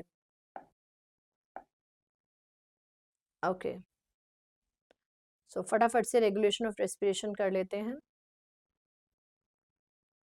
Okay, is it clear? Yes, all right. तो human being have a maintain moderate respiratory rhythm, a specialised centre. Okay, मैं डायरेक्टली बेटा आपको अंडरलाइन करके दे रही हूँ, respiratory centre present in the medulla, ठीक है। क्या है वो respiratory centre? Respiratory rhythmic centre which is primary responsible, मतलब मैक्सिमम काम, मेन काम किसका है? इसी का ही है, ठीक है। This is first one. Second, another centre जो कहां पर है, पॉन्स वेरोली में है, ठीक है। दिस इज अनदर सेंटर, क्या नाम है इसका? नीमोटॉक्सिक एरिया। ये भी रेस्पिरेटरी रेट को कंट्रोल करता है, बट आंसर किसको बोलता है अल्टीमेटली? रिदमिक सेंटर को, ठीक है। न्यूरल सिग्नल, देखिए यहाँ लिखा हुआ है, इट इज, अंडरलाइन कर देते हैं, देखिए। ओके, रीड करेंगे मेरे साथ। Okay, it moderate the function of respiratory rhythmic centre, मतलब ये भी अपने आप काम नहीं करेगा, ये किसको बोलेगा? रिदमिक सेंटर को बोलेगा। Neural signal from this centre, इधर से न्यूरल सिग्नल्स जाएंगे और रिड्यूस करेंगे ड्यूरेशन ऑफ रेस्पिरेशन, याद आया, ठीक है। और इस तरीके से आपका रेस्पिरेशन रेट डिफर कर जाएगा। नेक्स्ट, कीमोसेंसिटिव एरिया कहां प्रेजेंट था? It is present near to the rhythmic centre medulla oblongata में, क्योंकि रिदमिक सेंटर मेड्यूला में था। ये सेंस करता है कि अगर आपके बॉडी में CO2 की और HN की कॉन्सेंट्रेशन अगर इंक्रीज हो जाती है तो ये आपके एक्टिवेट हो जाता है ये सेंटर, और ये भी सिग्नल किसको देता है? रिदमिक सेंटर को, कि जो भी एडजस्टमेंट करनी है करो और कंट्रोल करो, इन सारे एलिमेंट्स को बॉडी से बाहर एलिमिनेट करो। आई होप आपको क्लियर हो रहा है। कलर चेंज, पॉइंट चेंज, याद आ रहा है बेटा? अभी अभी हमने करे 4 पॉइंट्स, ठीक है। लास्ट पेरिफेरल, पेरिफेरल करते हैं। ओके, ये कलर ले लेते हैं। Peripheral, some receptors are associated with aortic artery और कैरोटिड आर्टरी, याद आ गया, आयोटा में और कैरोटिड में, ठीक है। ये भी सेंस करती हैं कि आपके CO2 और HN की कॉन्सेंट्रेशन, और फिर सिग्नल सेंड कर देती हैं रिदमिक सेंटर को कि आप रेमेडियल एक्शन ले लीजिए, ठीक है। तो बच्चों 4 पॉइंट्स कौन कौन से हो गए, जल्दी बोलो। The first one, rhythmic centre, pneumotaxic centre, chemosensitive area, and the last is aorta और कैरोटिड आर्टरी। क्लियर? लेकिन प्राइमरी काम कौन कर रहा है? ये बहुत इंपॉर्टेंट वर्ड्स हैं, ये वर्ड्स का ध्यान रखिए। सबसे मेन काम कौन कर रहा है? Who is primary responsible for this? This is बोल दो रिदमिक सेंटर। कहाँ प्रेजेंट है? कौन से? मेडुला में, मेडुला में, ठीक है। ये लाइन देखिए बेटा, हर एक लाइन इंपॉर्टेंट है, इसलिए बहुत अच्छे से पढ़िए, स्किप मत कीजिए, ठीक है। ये लाइन क्या है देखिए, the role of oxygen in the regulation is insignificant. Clear? ठीक है, the role of oxygen is quite insignificant. Done? Okay, ठीक है। Now will do the quick reading of the disorders. Disorders की रीडिंग करते हैं। डिसऑर्डर्स पे से NEET के बहुत सारे क्वेश्चंस आते हैं, ठीक है। और वो मैं पर्टिकुलर वर्ड अंडरलाइन कर रही हूँ जिसपे से क्वेश्चन आते हैं, ध्यान से देखना। अस्थमा, अस्थमा में क्या होता है ये इंपॉर्टेंट है। इन्फ्लेमेशन, सूजन आ जाना, inflammation of bronchi and bronchioles. मैंने पर्टिकुलरली वो वर्ड, वो लाइन अंडरलाइन करी है जिसमें से क्या आया है, नीट का क्वेश्चन आया है। आप प्रीवियस ईयर क्वेश्चन करेंगे तो आप याद करेंगे, मैम ने बोला था क्लास में, ठीक है। तो नीट का क्वेश्चन आया कहां से? अस्थमा। ये नहीं पूछा अस्थमा, ऐसे नहीं पूछा, ऐसे पूछा है कि वो फैक्टर्स बताओ, वो सिम्टम बताओ, या वो डिजीज बताओ जहां पर इन्फ्लेमेशन हो जाता है ब्रोंकाई ब्रोंक्यूल का। तो पर्टिकुलर वर्ड पे काम करना है, पर्टिकुलर वर्ड जिसपे नीट का क्वेश्चन आया क्या है, inflammation of ब्रोंका and bronchiole. Next emphysema, ये क्रॉनिक डिसऑर्डर है। क्रॉनिक मतलब एक बार हो गया तो ठीक नहीं होगा, काफी लंबा टाइम लेगा, ठीक है। एक्यूट होते जो जल्दी से ठीक हो जाओगे तुम, ठीक है। क्रॉनिक मतलब लॉन्ग टाइम, बहुत लंबा, ठीक है। इसमें क्या होता है, alveoli walls are damage, alveoli walls damage हो जाती हैं। पर्टिकुलर वर्ड अंडरलाइन करें जिसपे नीट में क्वेश्चन आता है। सिगरेट स्मोकिंग के केस में रेस्पिरेटरी सरफेस एल्वेलाई की वॉल डैमेज हो गई है। एल्वेलाई वो जगह थी जहां पर गैसेस एक्सचेंज हो रहा था, ठीक है। अब गैसेस एक्सचेंज नहीं होगा, आपका बॉडी का जो ब्लड है वो ऑक्सीजनेटेड नहीं होगा, वो साफ नहीं होगा, आपके ब्लड में CO2 ज्यादा हो जाएगी अगर ये हो गया तो। It is an alert signal.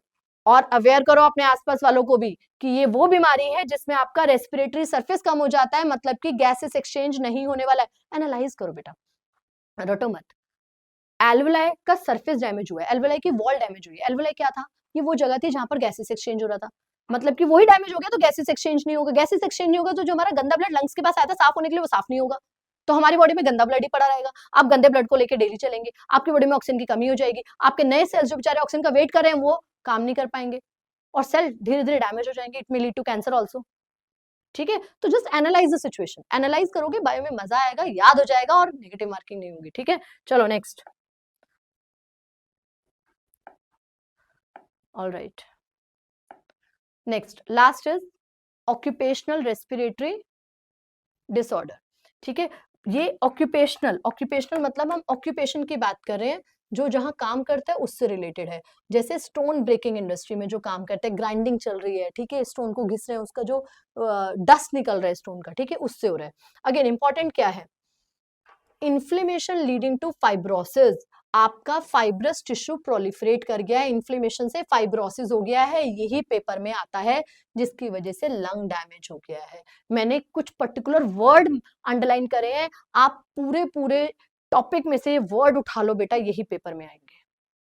तो आपको कैसे आएगा, वो बीमारी बताओ जिसमें आपकी एल्वेलाई का सरफेस एरिया डिक्रीज हो गया है, एम्फिसीमा। वो बताओ जहां पर इन्फ्लेमेशन हो गई, सूजन आ गई ब्रोंकाई ब्रोंक्यूल्स में, ट्यूब्स में, क्या, अस्थमा। वो बताओ जहां पर फाइब्रोसिस हो गया लंग्स में, क्या, ऑक्यूपेशनल डिसऑर्डर्स में ऐसा होता है। सो सिंपल, ठीक है, हो जाएगा, ठीक है। एक बार फटाफट से रिकॉल करो। सो this is the last summary, summary एक बार पढ़ लीजिएगा। समटाइम्स क्वेश्चन समरी में से भी आ जाते हैं और समरी में कुछ ऐसी लाइंस होती हैं जो पूरे चैप्टर में नहीं होती हैं, ठीक है। सो this is your homework, with this the chapter is over बेटा। ये फर्स्ट चैप्टर था जो हमने बहुत स्लो और अच्छे से डिटेल में करा है। आई वांट कि आप यहाँ से अपना रिदम भी सेट कर लें और अब थोड़ा स्पीड पकड़ेंगे। नेक्स्ट चैप्टर हम थोड़ा थोड़ा जल्दी करेंगे क्योंकि हमें पूरा सिलेबस कंप्लीट करना है नीट एग्जाम से पहले पहले, ठीक है। ये बिल्कुल मत घबराइए कि हम पीछे रह गए, हमारा अभी तक ये नहीं हुआ। मैंने बोला जो हो गया बीत गया, उस पर टेंशन मत लो। ये देखो अभी 3 लेक्चर थे, आज 4th लेक्चर भी हो गया, आज लंग कंप्लीट हो गया, तो आज रात तक आपका ये चैप्टर पूरा अच्छे से कंप्लीट हो जाना चाहिए कि अगर कल ही नीट का एग्जाम हो जाए तो आपको ये अच्छे से आ जाए, कुछ नेगेटिव मार्किंग का स्कोप नहीं होना चाहिए। और इसका सबसे बेस्ट तरीका है, जो भी नोट्स हमने क्लास में पढ़े हैं, जो भी हमने कंटेंट करा है, दैट इज इनफ। कंटेंट इतना ही रखिए, लेकिन मैक्सिमम क्वेश्चंस ट्राई कीजिए, PYQs कीजिए, ठीक है। तो अब हम क्वेश्चंस कर रहे हैं, आपको क्या करना है, जैसे ही आपके सामने क्वेश्चन आएगा आपको उसका राइट आंसर लिखना है, एट द एंड एनालिसिस करना है कितने क्वेश्चन आपके सही थे और कितने गलत थे। बेटा आप क्वेश्चंस तो करते हैं लेकिन आप एनालिसिस नहीं करते। आप यूजुअली क्या करते हैं, आप 50 क्वेश्चंस कर लेते हैं और कुछ बच्चे टाइप 1, कुछ स्टूडेंट्स क्या करते हैं, 4 क्वेश्चन करा, 5th नहीं आया तो पीछे से आंसर देखा, अच्छा ओके याद आ गया, टिक करा, फिर चले 10 क्वेश्चन के बाद फिर अटके, फिर पीछे से आंसर देखा, अच्छा अरे ये तो हम भूल गए थे, ओहो ओके ओके ओके, अपने आप को समझाया और आगे चले। ये तरीका ही गलत है। आपको पहले 25 लीजिए, 50 लीजिए, 50 क्वेश्चंस कर लीजिए और लास्ट में आंसर चेक कीजिए और देखिए 50 में से कितने सही हैं और कितने गलत है। जो गलत है वो क्यों गलत है, क्योंकि वो आपको नेगेटिवली लेके जा रहे हैं। एनालिसिस इंपॉर्टेंट है। फिर देखिए कौन से क्वेश्चन गलत हो रहे हैं। बायोलॉजी में 2 टाइप के क्वेश्चन होते हैं, एक फैक्ट्स, पार्शियल प्रेशर वैल्यू आपको लर्न ही करनी पड़ेगी, CO2 की रेंज 40 to 45 होती है। पार्शियल प्रेशर्स जो वैल्यूज हैं, टाइडल वॉल्यूम्स की जो वैल्यूज हैं, वो सारी आपको लर्न ही करनी पड़ेंगी, कैपेसिटीज लर्न करनी पड़ेंगी, तो दिस इज फैक्चुअल पार्ट। एक होता है कॉन्सेप्चुअल, डायफ्राम कब ऊपर जा रहा है, नीचे जा रहा है, रिब्स कब बाहर जा रही है, अंदर आ रही है, फेरेनिक मसल्स कब कॉन्ट्रैक्ट कर रही है, रिलैक्स कर रही है, कौन एक्टिव प्रोसेस है, कौन सा पैसिव प्रोसेस है, ये है कॉन्सेप्ट। तो पहले तो ये देखिए कि आपके कॉन्सेप्चुअल गलत हो रहे हैं या आपके फैक्चुअल्स गलत हो रहे हैं।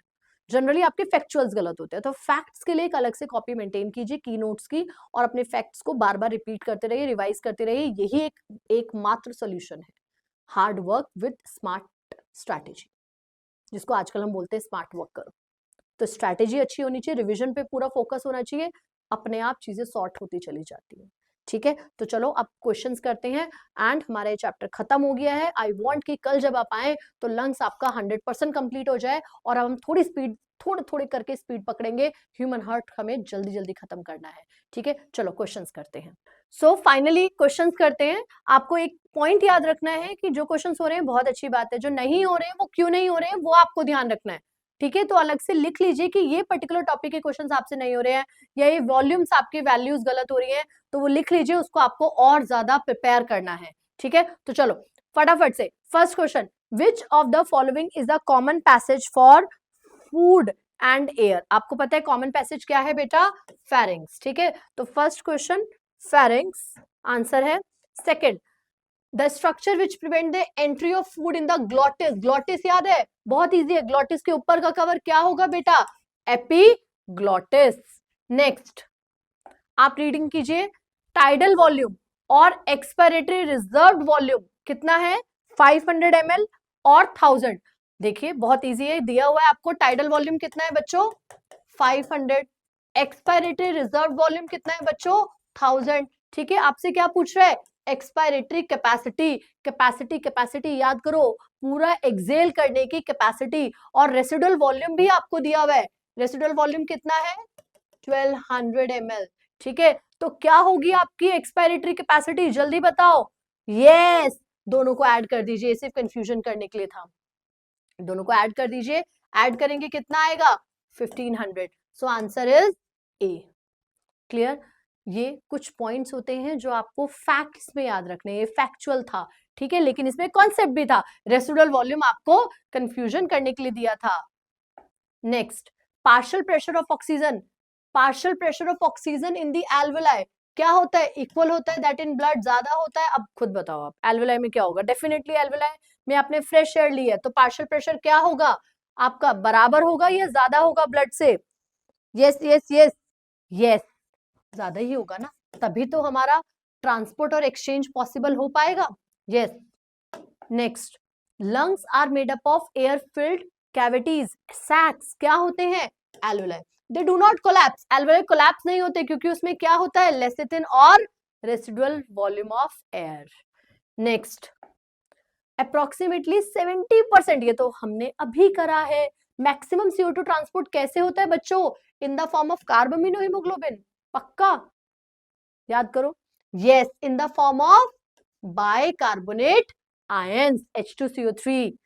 हैमबर्गर फिनोमिना अभी अभी पढ़ा था, when you hold your breath, ये हमने पहले भी किया है, बताओ जल्दी से इसका आंसर, आपने पहले भी किया है। जब आप ब्रेथ होल्ड करते हैं तो आपकी क्या ज्यादा हो जाती है, CO2 कॉन्सेंट्रेशन। ठीक है, तभी क्वेश्चन पढ़िए, when you hold your breath which of the following gas change in the blood, blood में कौन सी गैस ऐसी आती है जिसके बाद आपको लगता है हटाओ हमें सांस लेने दो, क्या ज्यादा हो जाता है, क्या ज्यादा हो जाता है, कम या ज्यादा, ज्यादा होगा, क्या ज्यादा होगा, CO2 कॉन्सेंट्रेशन। और तब आपका एक सेंटर एक्टिवेट हो जाएगा जो आपके ब्लड में CO2 का लेवल सेंस करेगा, कौन, कीमोसेंसिटिव एरिया। ठीक है, और पेरिफेरल सेंटर्स, और वो रिदमिक सेंटर को बोलेंगे डू दी एडजस्टमेंट्स, और CO2 को बाहर एक्सेल करेंगे। नेक्स्ट क्वेश्चन, ओके, अभी अभी किया हमने, सिगरेट स्मोकिंग, एम्फेसीमा क्या होता है, आपका एक्सचेंज वाला जो एरिया होता है, गैसेस एक्सचेंज, एल्वेलाई का एरिया डिक्रीज हो जाता है। Next, reduce in the blood pH, pH का लेवल कम हो रहा है, मतलब कि H कॉन्सेंट्रेशन पे बात आ रही है। अब क्या होगा, reduction in pH level, decrease the affinity of hemoglobin with blood with oxygen, release bicarbonate ion, reduce the rate of heart, reduce the blood supply। क्या होगा, pH कम हो रही है, कहीं ना कहीं एफिनिटी की बात होगी, क्योंकि हीमोग्लोबिन जब ऑक्सीजन से बाइंड करता है तो वहां पर H टेम्परेचर और कंपैरेटिवली मतलब कि आपका CO2 और O2 की कॉन्सेंट्रेशन, ये तीनों ही मैटर करती है। ठीक है, तो क्या होने वाला है, decrease the affinity of haemoglobin with oxygen. Oxygen dissociation curve में हमने करा बेटा। Process of exchange of O2 from the atmosphere with CO2 produced by the cell, किस प्रोसेस से होता है exchange? This is breathing, simple question. Next, which of the following is the actual diffusion of O2 and CO2 blood और atmospheric air? कहां पर होता है exchange, जल्दी बताओ। which of the following is the actual diffusion, कहां पर होता है एक्चुअल डिफ्यूजन, जल्दी जल्दी जल्दी। एल्वियोलाई, एल्वियोलाई डक्ट्स, मतलब ये अगर एल्वियोलाई है तो ये डक्ट एरिया है और ये है आपकी alveoli cavity. Next question. Next, the volume of air inspired and expired during normal time क्या होगा? Tidal volume. Next question read करो। Which of the following option represent asthma and emphysema respectively? दोनों को एक ही आंसर में पूछ लिया है, क्या होगा? एस्थमा में इन्फ्लेमेशन हो जाती है और एम्फिसीमा डिक्रीज हो जाता है रेस्पिरेटरी सरफेस। अभी पढ़ा था, मैंने कहा था जब ऐसे क्वेश्चन आए तो आपको कीवर्ड्स, ठीक है, डिसऑर्डर में से कीवर्ड्स पे ध्यान रखिए। ऑक्सीजन डिसोसिएशन कर्व कैसा होता है? सिग्मोइड। हाइपरबोलिक कौन सा होता है बेटा? मायोग्लोबिन का। बायो क्वेश्चंस हैं, थोड़ा इसीलिए क्विकली कर रहे हैं क्योंकि मुझे लगता है यहाँ पर आपको स्पीड पे भी बहुत ज्यादा ध्यान देना चाहिए। What is the partial pressure value कितनी होगी CO2 की एटमॉस्फेयर में और एल्वियोलाई में? आपको पता है वैल्यू कहां से कहां रेंज करती है, कहां से कहां रेंज करती है, बताओ जल्दी से। 0.3 mmHg और एल्वियोलाई में 40। Next, binding of oxygen with haemoglobin, मतलब हीमोग्लोबिन और ऑक्सीजन की बात कर रहा है, मैक्सिमम किस पे? प्राइमरी। सबसे पहले कौन सा पॉइंट आएगा? H आयन, टेम्परेचर, या CO2 का, या पार्शियल प्रेशर ऑफ ऑक्सीजन? बताओ। सारे पॉइंट्स हमारे काउंटेबल है लेकिन सबसे इंपॉर्टेंट पॉइंट कौन सा है इसमें? हीमोग्लोबिन की एफिनिटी देखी जाती है O2 के साथ में, तभी तो ऑक्सी हीमोग्लोबिन बनेगा। Next, every 100 ml of blood, ये तो फैक्चुअल है, बताइए एवरी 100 ml ऑफ ब्लड कितना ट्रांसपोर्ट करता है? O2 4 ml, 4 ml, जल्दी बताओ। 4 ml is for CO2, 5 ml is for O2, ठीक है। Next, every 100 ml of deoxygenated blood deliver approximately how many ml of CO2? CO2 आज ही करा जल्दी बोलो। CO2 के लिए 4 ml, O2 के लिए 5 ml। Specialised centre present in the pons of the brain called dash, क्या बोलते हो? जो यहाँ पर है, जो आपके रिदमिक सेंटर को कंट्रोल करता है, पॉन्स में कौन है? P for pons, P for pneumotaxic area, P silent होता है इसका, ठीक है, pneumotaxic centre. Which of the following is occupational disorder? Occupational disorder क्या होते हैं? ऑक्यूपेशनल डिसऑर्डर जो आप हम जहां काम करते हैं ऑक्यूपेशन की वजह से, सिलिकोसिस, ठीक है।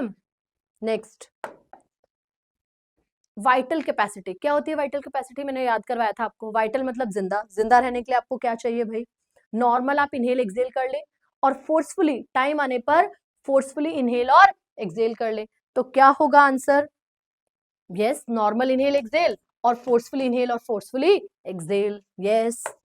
जैसे मैंने आपको ट्रिक्स बताई हैं, अगर आप उस ट्रिक से करेंगे तो डेफिनेटली आप नहीं भूलेंगे, इसीलिए मेरे लेक्चर दोबारा से देख लीजिए। नेक्स्ट क्वेश्चन नंबर 22, सोल्युबिलिटी कितने टाइम ज्यादा होती है? कुछ अराउंड 22-25 टाइम CO2 की ज्यादा होती है। Dissolving capacity, which layer of diffusion membrane is made up of thin squamous? याद आया आपने आपको?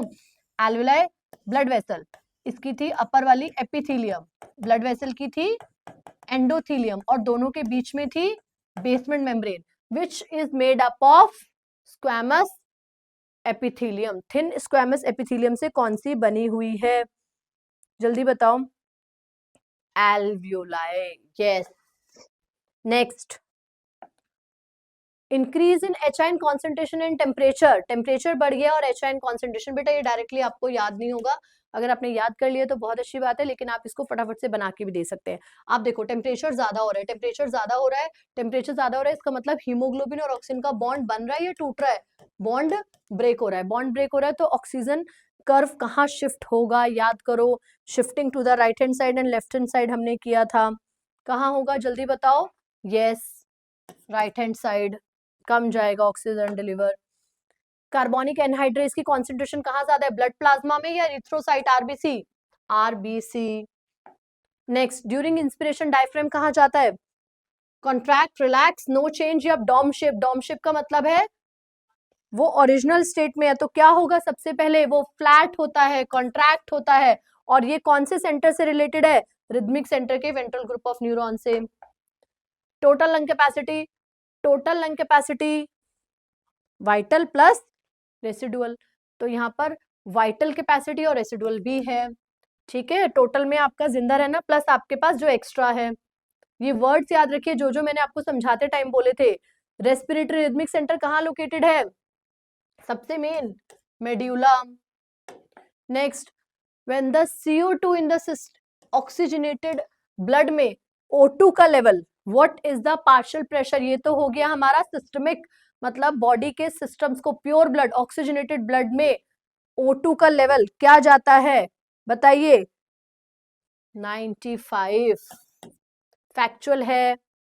नेक्स्ट, हाई ऑल्टीट्यूड पे सिकनेस होती है, ऑल्टीट्यूड सिकनेस किसकी वजह से होती है, ऑल्टीट्यूड सिकनेस, ये आपने केमिस्ट्री में भी करा है, low partial pressure of oxygen, oxygen का प्रेशर कम होता है जिसकी वजह से आपकी आरबीसी मैक्सिमम O2 को ट्रैप करने की कोशिश करती है, हीमोग्लोबिन मैक्सिमम O2 को ट्रैप करके डिलीवर करने की कोशिश करती है, ऑल्टीट्यूड सिकनेस बोलते हैं इसको। The conducting part of the respiratory system extend from, कहां से आता है भाई, ये तो बहुत ईजी है, पता है आपको, स्टार्टिंग कहां से करोगे, एक्सटर्नल नॉस्ट्रल से ट्रैकिया तक या फिर ब्रोंकियोल्स तक, ब्रोंकियोल्स तक, right, excuse me. Haldane effect, Haldane effect, Bohr effect, Root's effect, Hamburger phenomena, chloride shift और Haldane effect. Haldane effect is related to CO2 transport, याद रखिएगा, this is very very important. अब अगर बेटा मैंने कुछ क्वेश्चंस ऐसे जानबूझ के लिए, जब आप क्वेश्चंस करेंगे तो आपको ऐसे क्वेश्चंस मिलेंगे, तो आपको अपने कंटेंट में इस पॉइंट को स्टार मार्क करके ऐड करना है, ठीक है। तो हेल्डेन इफेक्ट किससे रिलेटेड है, CO2 ट्रांसपोर्ट से। रूट इफेक्ट किसके रिलेटेड है, बोहर इफेक्ट किससे रिलेटेड है, ये हमने लास्ट क्लास में किया था। The maximum volume of a air a person can breathe in after a forced expiration, क्या होगा, क्या होगा आपका, maximum air can breathe in after a forceful expiration, बताओ, फोर्सफुल एक्सपीरेशन कर दिया, फिर उसके बाद क्या करोगे, कितना एयर अंदर लोगे, नॉर्मली जितना लेना होता है, प्लस आप अपनी कैपेसिटीज पे काम करोगे, आप नॉर्मल लेने के साथ साथ अपने रिजर्व वॉल्यूम्स पे काम करोगे, इंस्पायरेटरी रिजर्व वॉल्यूम और एक्सपायरेटरी, मतलब कि हम जिंदा रहने वाली बात करेंगे, वाइटल कैपेसिटीज की बात करेंगे। Next, in which form is the majority of O2 transport, dissolve state ना, नहीं, बताओ बताओ, राइट आंसर बताओ, in the form of oxyhemoglobin। and the last question, diffusion, ये क्वेश्चन तो आपको आता है, डिफ्यूजन मेम्ब्रेन मैंने आपको 5 करवाई हैं, लेकिन एज पर एनसीईआरटी कितनी है, 3, तो आप 3 याद करोगे, फॉलो योर एनसीईआरटी, ठीक है। तो क्वेश्चंस बाहर से मिलेंगे, इसलिए मैं बार बार बोल रही हूँ, क्वेश्चंस मैक्सिमम ट्राई करो, कुछ क्वेश्चन आपको बाहर से जरूर मिलेंगे, फिर आपको वो पॉइंट्स अपने नोट्स में ऐड करना है, कंटेंट और ज्यादा मत पढ़िए, कॉन्सेप्ट्स क्लियर रखिए, एनसीईआरटी की रीडिंग को रिपीटेशन दीजिए, नोट्स आप रिपीट कीजिए, रिवीजन स्ट्रांग रखिए और क्वेश्चंस मैक्सिमम ट्राई कीजिए, और कोशिश कीजिए कि आप PYQs की प्रैक्टिस एक रेगुलर पैटर्न पे करें। जब लंग्स ओवर हो जाएगा तो आप हार्ट स्टार्ट करेंगे, हार्ट के बाद किडनी, ब्रेन, आप आगे चलते जाएंगे, लेकिन पीछे वाले चैप्टर्स के PYQs भी आपको रिविजन में रखने हैं। Clear? Now this chapter is over, we have done questions. कोई डाउट आता है तो आप कमेंट सेक्शन में बताएं, नोट्स आप टेलीग्राम चैनल से ले लेंगे, जो अब मैं आपको डिस्क्रिप्शन बॉक्स में मेंशन कर दूंगी, ठीक है। With this, good luck, see you tomorrow with next chapter, human heart का स्ट्रक्चर करेंगे और हार्ट की वर्किंग करेंगे। बाय बच्चों, गुड लक।